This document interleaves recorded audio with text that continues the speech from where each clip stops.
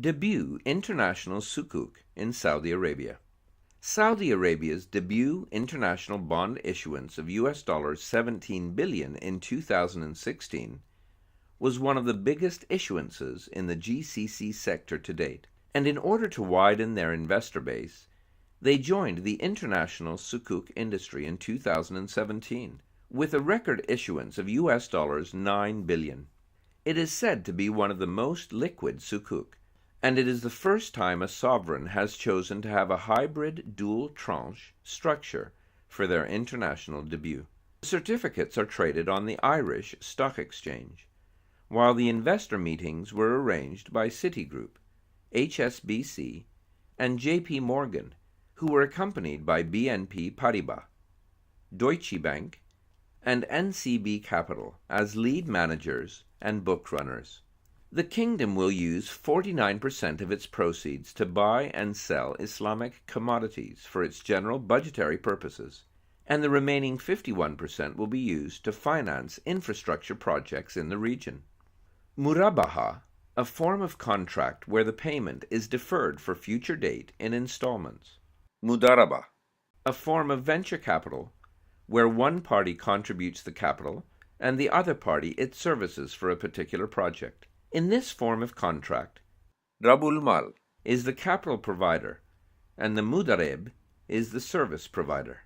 There are three parties involved in this transaction: KSA Sukuk Limited, acting as an issuer, trustee, and primary Rabul Mal, or capital provider; the kingdom, acting as a purchaser and as an infrastructure Mudareb; Saudi Arabian Sukuk Company, acting as a primary Mudareb and infrastructure Rabul Mal.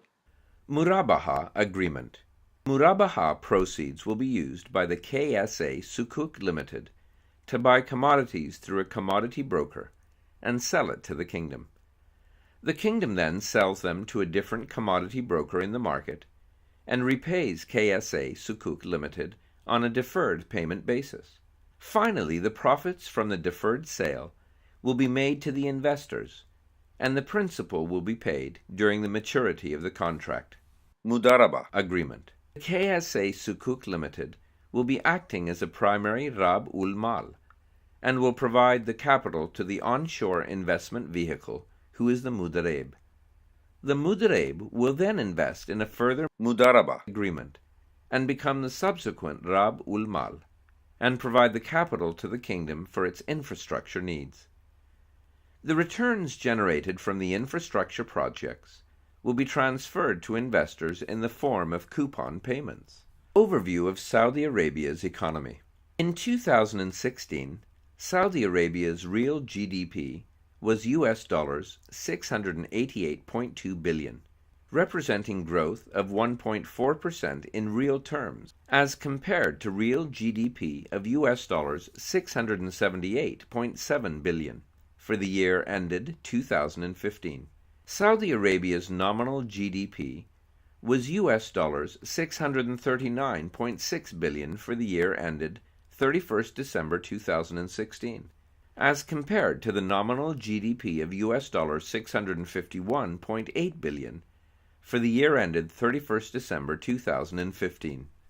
As of 31st December 2015, Saudi Arabia possessed the world's second largest proven oil reserves, accounting for 17.9% of the world's total oil reserves, and was the world's largest oil producer, accounting for 13.6% of the world's total oil production. While the oil industry has continued to be the largest part of Saudi Arabia's economy, for the past several years, Saudi Arabia has also been concentrating on the diversification of programs for its economy. The diversification plans had gained special momentum in mid-2014 due to the sharp decline in oil prices, and for the same reason, the kingdom had its budget deficit equal to 2.3% of Saudi Arabia's nominal GDP for the year ended 31st December 2014. The following year, this budget deficit had a spike of 15% compared to last year. Due to the continued deficits, The kingdom resumed to issue their Saudi-denominated domestic bonds in 2015 and increased their bank borrowings as well. The following year, they issued their first dollar-denominated bonds to the international investors, which were one of the biggest issuances in the Gulf region. Key risk factors. Regulations. According to U.S. regulation, the Volcker Rule defines the above structure as a covered fund, and this may negatively affect the liquidity and the value of the trust certificates, as it restricts banking entities from investing into certain credit-related instruments, which are speculative and risky. Economic condition. As the Saudi Arabia economy is based on oil exports, lower oil prices may affect the kingdom's ability to fulfill its obligations. Political standing and defense spending. Political stature and security is a big concern, as several countries around the region are currently subject to armed conflicts, social and political unrest, including disturbances in Yemen, Syria, Libya, and Iraq. Such events may also contribute to increased defense spending, which in turn could have an adverse impact on Saudi Arabia's fiscal position or the budget available for other projects. Credit rating. The ongoing political conflicts, terrorist attacks, and the Arab Spring crisis, started in 2011 in the region, has increased political uncertainty across the region, and due to this fact, the sovereign credit rating of the kingdom might be downgraded in future.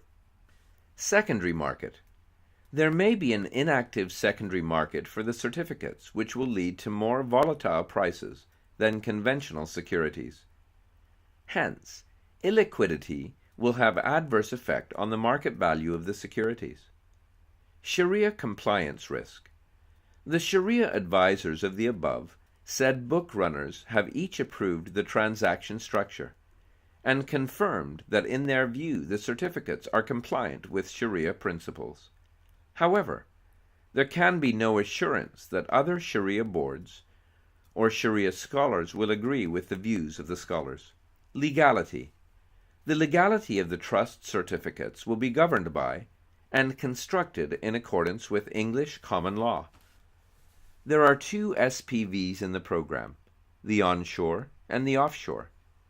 The onshore SPV will be governed by Saudi law, and the offshore SPV will be governed by common law. Any dispute arising out of the certificates will be termed as dispute, and will be resolved by arbitration under the arbitration rules of the London Court of International Arbitration. Pricing. The order book was oversubscribed by 4 times, signaling immense demand for the papers. The deal size was finalized as US $9 billion, and the final spread was fixed at mid-swaps plus 100 BPS and mid-swaps plus 140 BPS, yielding at 2.894% and 3.628%, split evenly across the 5-year tranche and 10-year tranche, respectively. Ratings. Moody's have given the Trust Certificate Program an A1 rating, and Fitch has given an A+ rating. Fitch is of the opinion that the kingdom will be required to ensure full and timely repayment due to its roles and obligations under the Sukuk structure and documentation.